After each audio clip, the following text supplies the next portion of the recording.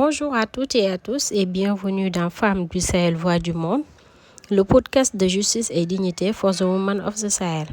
Aujourd'hui, à l'occasion de la Journée mondiale de l'hygiène menstruelle, nous faisons étape au Burkina Faso pour parler d'un sujet encore trop souvent entouré de gêne et de silence, les règles. Pourtant, derrière ce sujet du quotidien, il y a des réalités bien concrètes, des filles qui ratent l'école, des adolescentes qui grandissent sans information ni accompagnement, et des femmes et des hommes qui décident malgré tout d'agir. Dans cet épisode, nous allons revenir sur l'expérience du projet Koji Menga et découvrir comment cette initiative continue aujourd'hui à inspirer la plateforme Dinal. Je suis Imam Aïssatou Sow. Merci d'être là avec nous.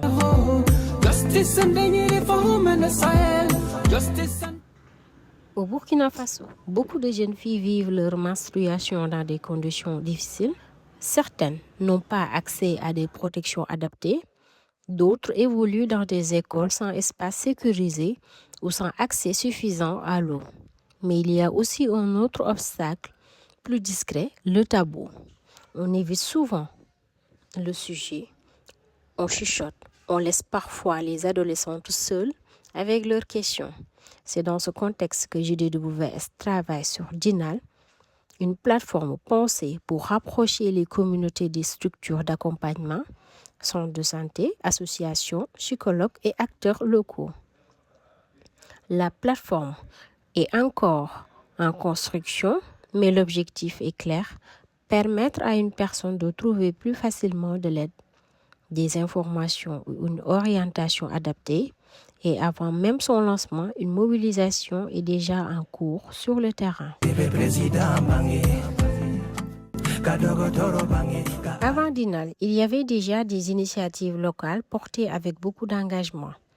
Parmi elles, le projet Koji Menga, lancé en 2023 à Zignaré autour de la fabrication de serviettes hygiéniques réutilisables. Pour en parler, nous retrouvons Abdoul Bourama Asouadago, ancien représentant de JDWS Burkina Faso et acteur du projet.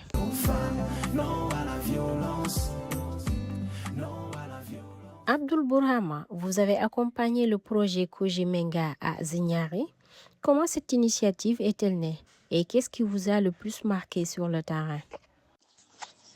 Salut, je me nomme Abdoul Bourhane Sawadogo, ancien représentant de JDWS Burkina et co-coordinateur du projet Korolmenga sur la santé sexuelle et reproductive, conduit en 2023 au sein du lycée privé Bassy de Zignaré.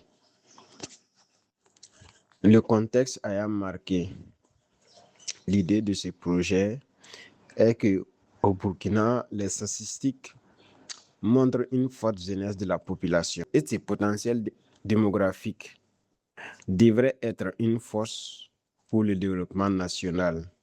Et pourtant, force est de constater que beaucoup d'adolescents et de jeunes adultes sont confrontés à des défis majeurs liés à la santé sexuelle et reproductive.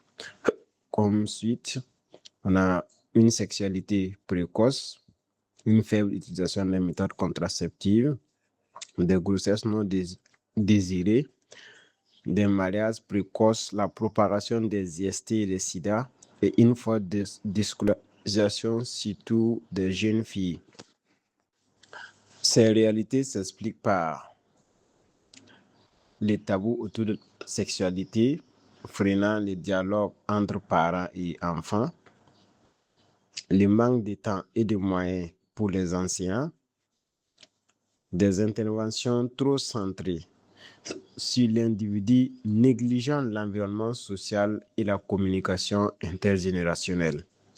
Et c'est face à cette situation que JDWS a lancé en mars 2023 le projet Korolmenga, qui signifie se protéger en langue nationale mourée. Ce projet visait à améliorer les connaissances des jeunes filles sur l'hygiène menstruelle en milieu scolaire, sensibiliser sur les services de santé sexuelle et de planification familiale disponibles, renforcer la prise en charge des adolescents dans les santé et de promouvoir une masculinité positive pour encourager les jeunes adolescents, garçons, à soutenir les filles et à adopter des comportements responsables.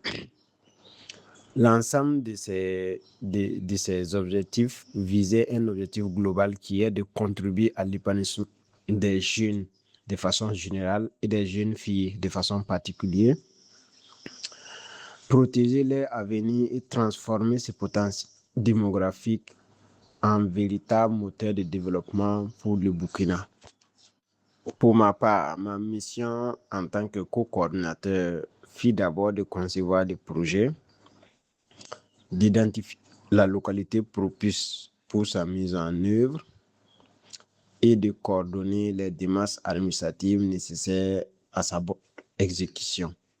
L'idée est née d'un échange où les besoins en santé sexuelle et reproductive dans cette localité, particulièrement pour les jeunes adolescents, se sont révélés cruciaux dans un contexte marqué par un accès limité aux services de santé. Les activités pratiques liées à ce projet se sont déroulées dans le mois de mars 2023 où les membres de JDWS ont mené les différentes phases de sensibilisation liées à ce projet. 4 activités principales ont été réalisées, à savoir l'hygiène corporelle, l'hygiène menstruelle, la masculinité positive et pour finir, une séance pratique de fabrication de serviettes hygiéniques réutilisables. Les différentes séances de sensibilisation se sont déroulées selon un calendrier adapté aux emplois du temps scolaire afin de ne pas perturber les activités pédagogiques. Et elle a permis de toucher environ 1700 élèves répartis dans 40 classes au sein de l'établissement. Pour la première activité, dans le cadre de ce projet, JWS a organisé des séances de sensibilisation sur l'hygiène corporelle auprès des élèves dont l'objectif est de permettre aux jeunes de comprendre l'importance de l'hygiène corporelle pour préserver leur santé, éviter les infections et favoriser leur réussite scolaire. Les thèmes abordés dans cette partie étaient les définitions et distinctions entre hygiène et propriété, des techniques pratiques pour maintenir une bonne hygiène au quotidien, prévenir des maladies liées au manque d'hygiène, des maladies de la peau telles que la gale, la tête et des maladies des yeux, ainsi que des infections des parties intimes. La deuxième activité dans le cadre de ce projet également était la sensibilisation sur l'hygiène menstruelle, organisée simultanément avec celle de l'hygiène corporelle, dont l'objectif ici est d'apprendre aux élèves les bonnes pratiques à adopter en cas de règles, à l'école comme ailleurs, afin de préserver leur santé et leur dignité. Les précautions présentées lors de cette sensibilisation étaient de toujours prévoir des serviettes hygiéniques, de garder une culotte, un collant ou une jupe de rechange, se familiariser avec les signes avant-coureurs vraiment des règles, anticiper surtout et prévoir la période menstruelle. Et cette sensibilisation s'est clôturée par des techniques pratiques de protection adaptées en cas de règles, avec des séances de stimulation présentées et par les jeunes filles et que les jeunes garçons. L'impact est que ces séances ont permis aux jeunes filles de mieux comprendre et de gérer leur cycle menstruel en réduisant ainsi les risques d'inconfort et d'absentéisme scolaire et de stigmatisation. Pour ce qui est de la sensibilisation sur la masculinité positive, l'objectif essentiel de JDWS Burkina était de former les jeunes garçons afin qu'ils deviennent des ambassadeurs de lutte contre les violences basées sur le genre en promouvant les bonnes pratiques et en s'appuyant sur le modèle de la masculinité positive.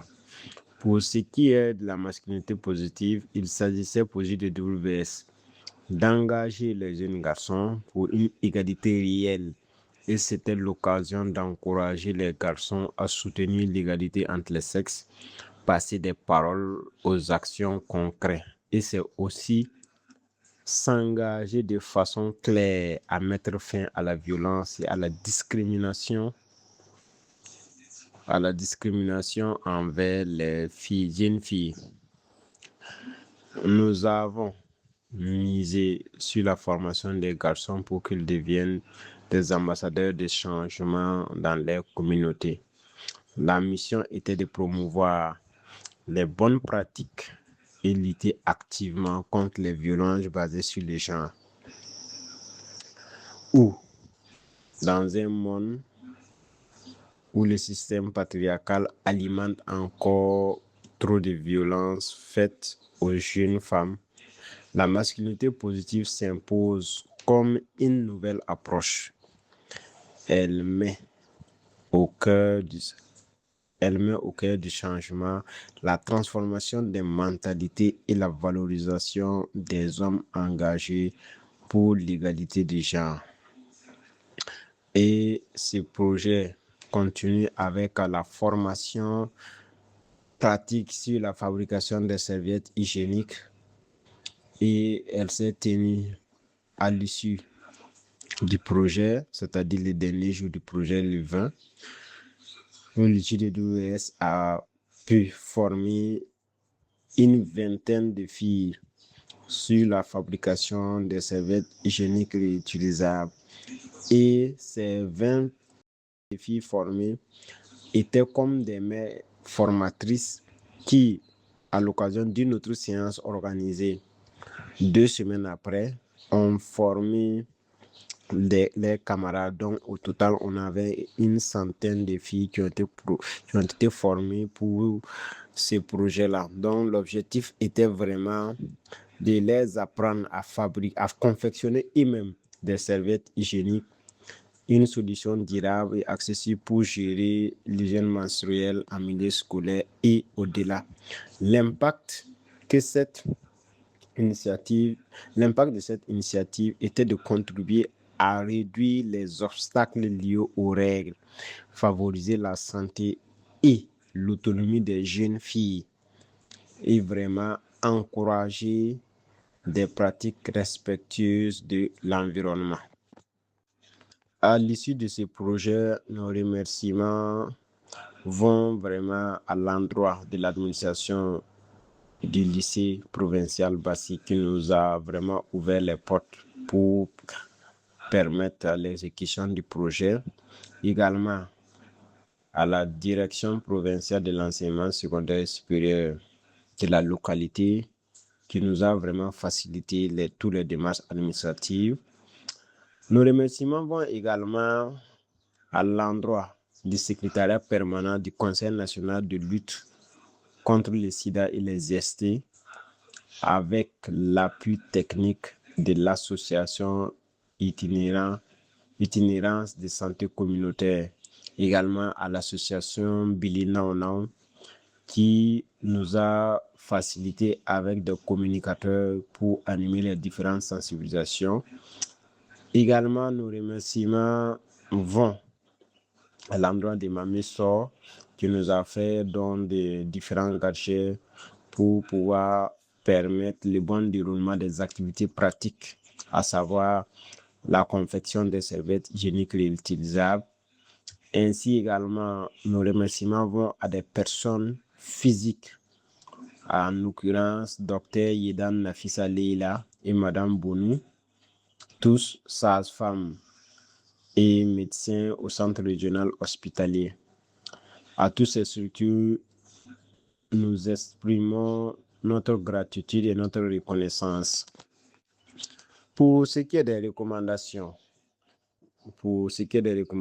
à l'issue de ce projet, nous recommandons aux équipes qui ont précédé, aux équipes actuelles, afin qu'ils puissent pérenniser l'efficacité de ce projet en recherchant des partenaires solides, techniques et financiers pour garantir la mise en œuvre des différentes activités pour plus d'impact.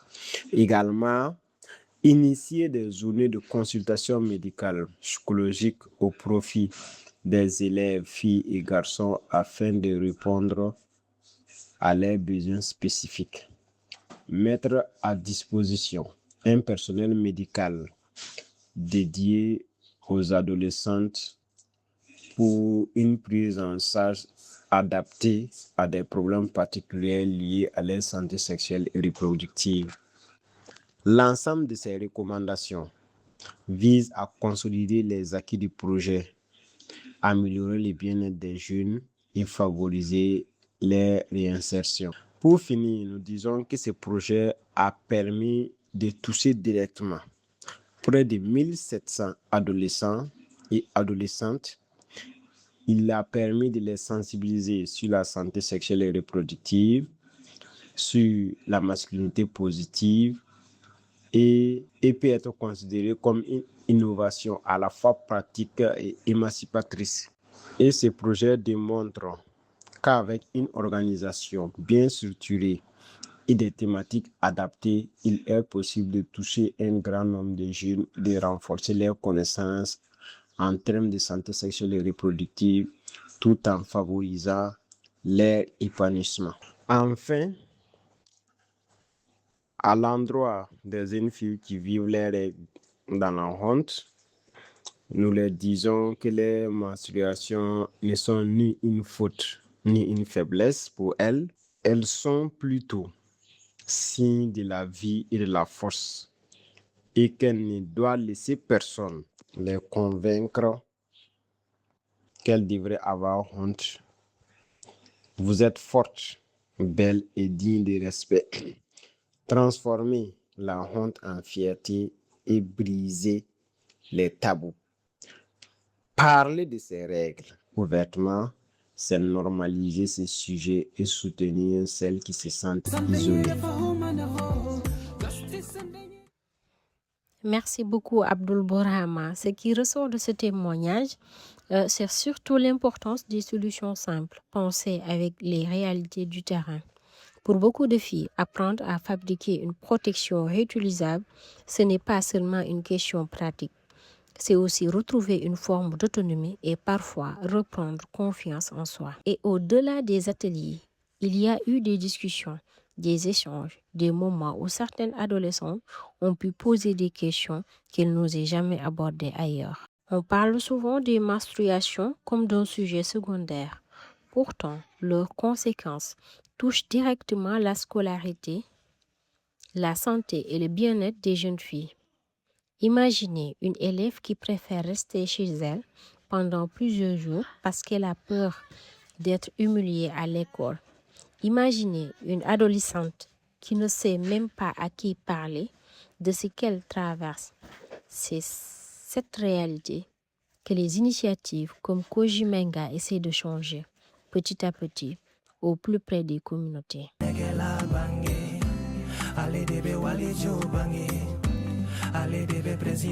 Aujourd'hui, d'autres membres de l'équipe poursuivent ce travail et portent cette dynamique vers de nouveaux projets. C'est le cas d'Elodie, membre d'équipe de JDD Burkina.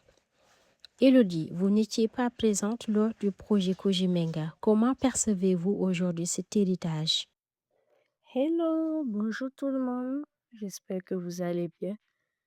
Je suis Antea Elodie, je suis chargée de protection genre, VBG et référencement au sein de l'association JDFS Burkina Faso.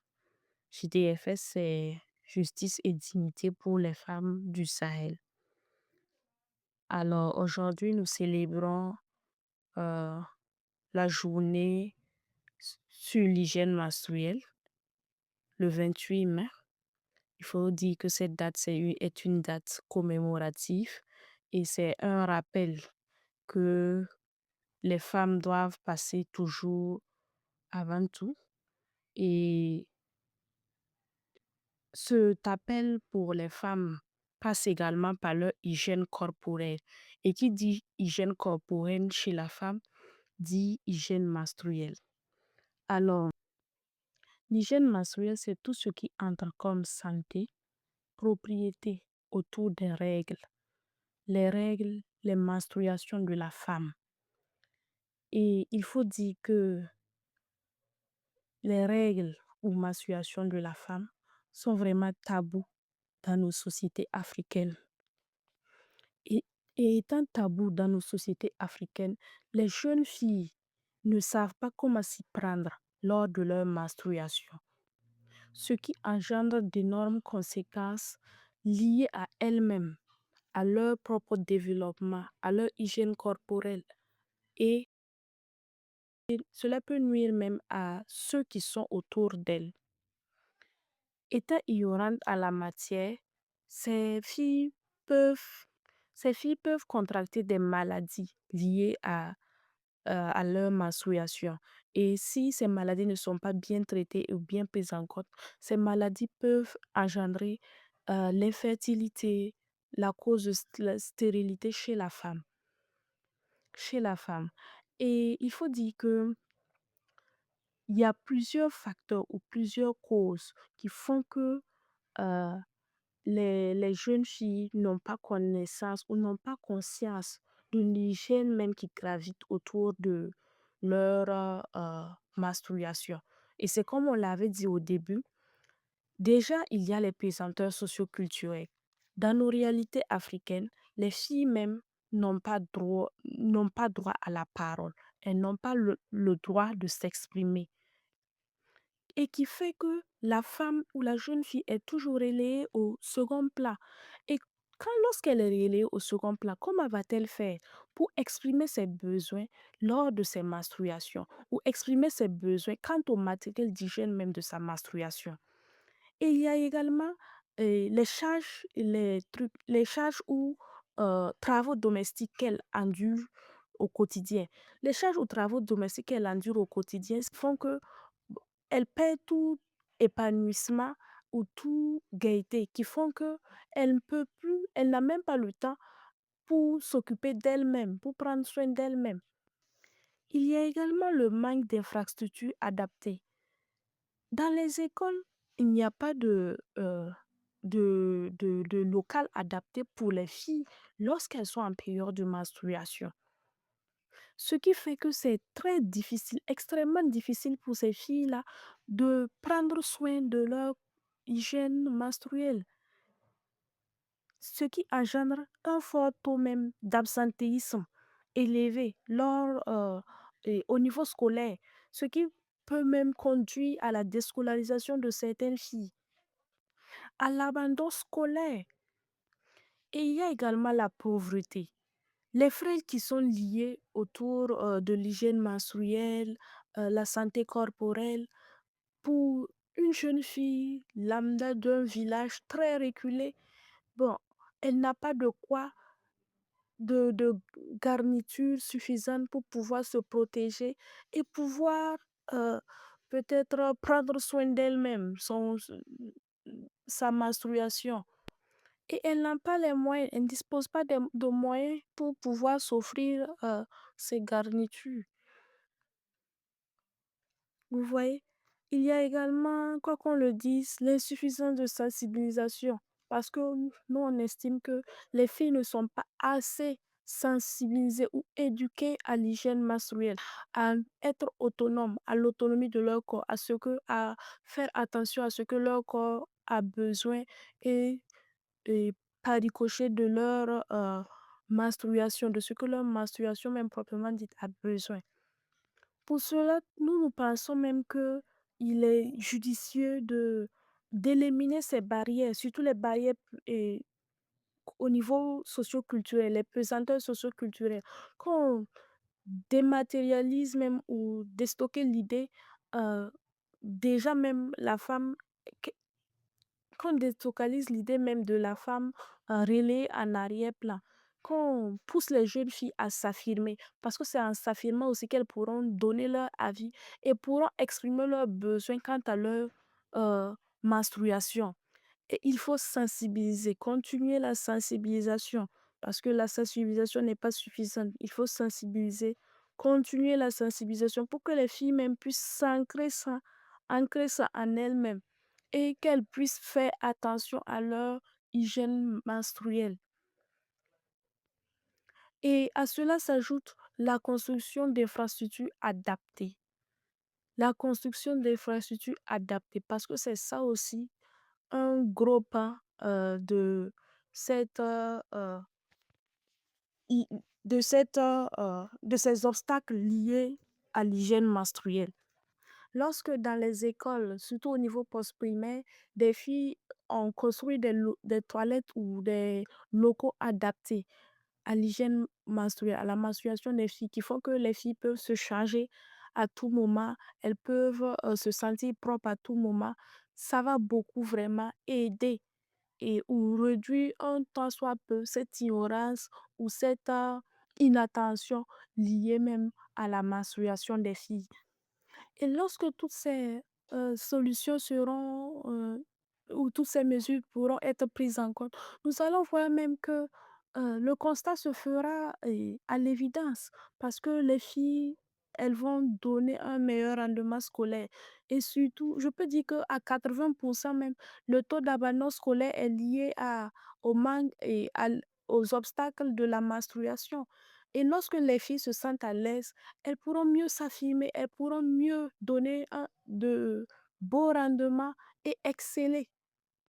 Et c'est tout ceci qui fait nos luttes quotidiennes.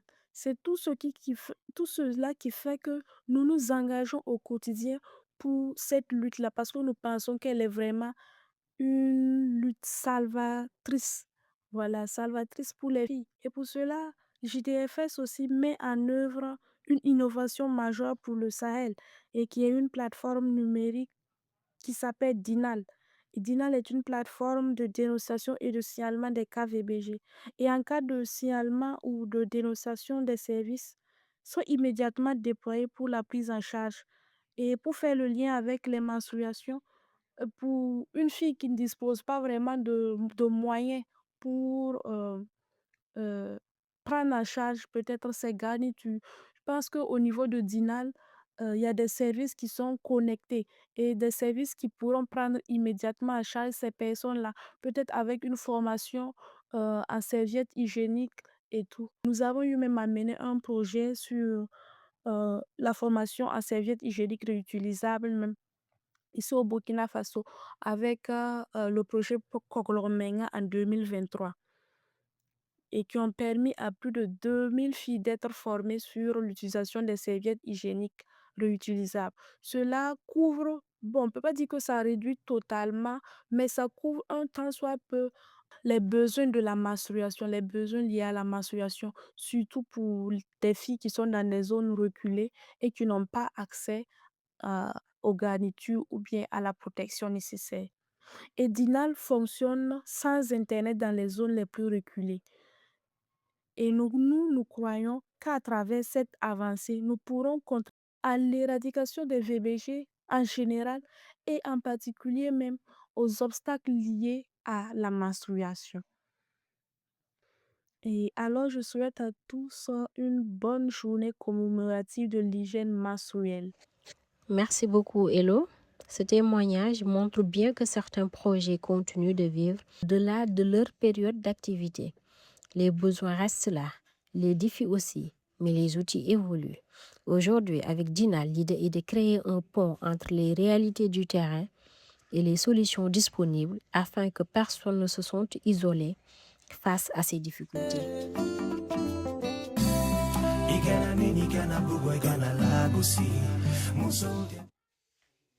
Si cet épisode vous parle, voici quelques façons concrètes de soutenir l'initiative.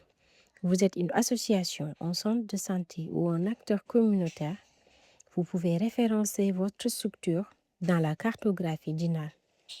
Vous souhaitez vous engager bénévolement? JDWS recherche aussi des bénévoles et ambassadeurs pour accompagner le projet. Vous pouvez également soutenir les artisans du camp de Mbera à travers la boutique solidaire. Et si vous représentez une institution ou une organisation, des partenariats sont actuellement recherchés pour accompagner le développement de DINAL. Enfin, vous pouvez simplement partager cet épisode autour de vous. Parfois, une conversation suffit déjà à faire évoluer les regards. Merci à Abdul Bourama Sawadogo et à Elodie d'avoir partagé leur expérience dans cet épisode. Merci également à toutes les personnes qui travaillent chaque jour, souvent discrètement, pour améliorer les conditions de vie des filles et des femmes. Et merci à vous de nous avoir écoutés. On se retrouve très bientôt pour un nouvel épisode de Femmes du Sahel, Voix du monde.